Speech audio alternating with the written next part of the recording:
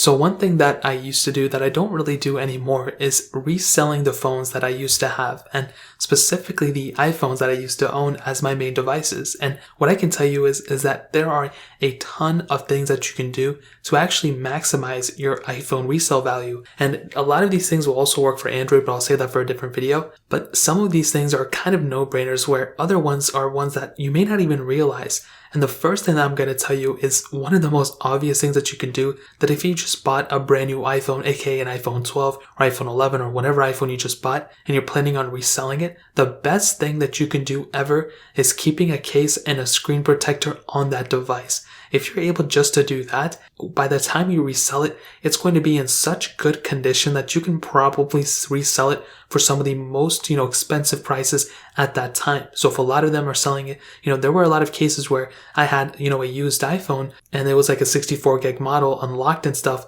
but I couldn't sell it for as much as other people were selling theirs for with the same model and everything, because first of all, I just didn't have it in good condition. There were a lot of scratches. There were no cracks or anything, but there were a lot of scratches, and a lot of people do not like that. So just by keeping a case and a screen protector on your device can maximize the resale value like crazy. If it's in pristine condition, or if it's at like 8 out of 10 or 9 out of 10 condition, I think it's going to be perfectly fine. You can squeeze out a ton of more money out of that. The next thing is also kind of in the same realm, that as soon as you bought the iPhone, the best thing to do is keep as much paperwork and at the box, and accessories that came with it. You want to keep as many of those things as possible as soon as you bought it. If you just buy these things and you throw them away, that's kind of eating into your profit that you could make. There were a lot of cases where I would sell a phone with just the phone itself, or I would go and sell the phone with the box that I originally bought with it like a couple of years ago. And the difference in price can sometimes be like $10 up to like $50 sometimes. And I would recommend going onto eBay,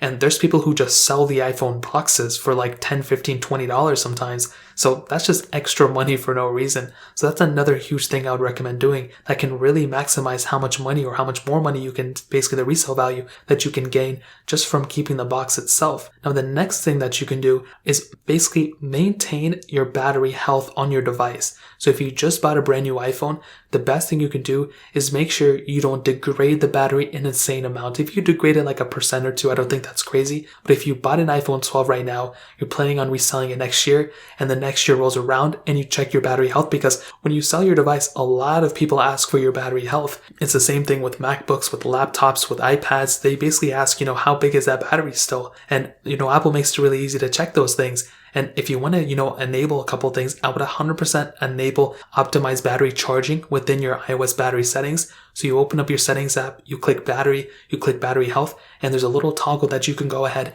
and click on to optimize your battery charging. And that'll basically make it so it'll fast charge up to 80% and trickle charge up to 100%. And that'll save your battery health like an insane amount over time. And the other thing you can do is don't let your iPhone get too hot or too cold. Keep it in really good conditions, and that can extremely help in terms of maintaining and preserving as much battery life as possible. So that's another thing you can do. Basically maximize however much battery health you can have. Now the next thing, what I'm going to tell you, is something that a lot of you people may not even know, but it's one thing that I constantly saw, that especially like a couple years ago, maybe even last year, a lot of people tend to look for devices, specific devices that may be outdated in software, which may be so insane. You might be like, dude, you need to be up to date on software. Well, in some cases, yeah, but some people actually prefer buying an iPhone that may be one, software, version behind, or a couple versions behind. And I'll give you some cases. There's been a lot of times where jailbreaks came out. And, for me specifically, I may have an iPhone 12 that is on iOS 14.3,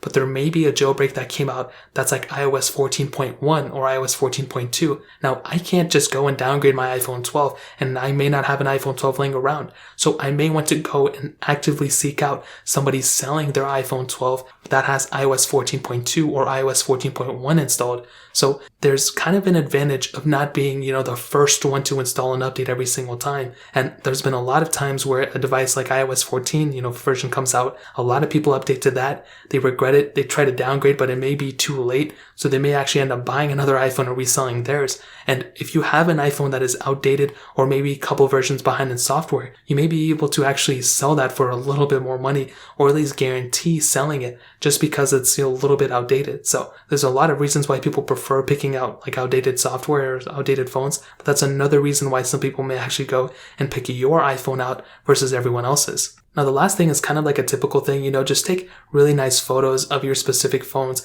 Make sure you leave really, good, just concise descriptions that basically detail everything about your device. If you do that, you're going to set yourself in a really, really good position to basically maximize the max amount of money you can make by reselling your iPhone. So that really pretty much covers it up. If you guys have any other questions or anything, let me know in the comment section below. Hit the like button, that'll mean so much, but definitely hit that subscribe button. Every single subscriber that we get really does count. So it means so much if you guys could hit that. Also check out the other links down in the description as well. My Twitter, my Instagram, my other channels. More importantly than everything else, I love every single one of you guys. Hopefully I'll catch you guys in the next video.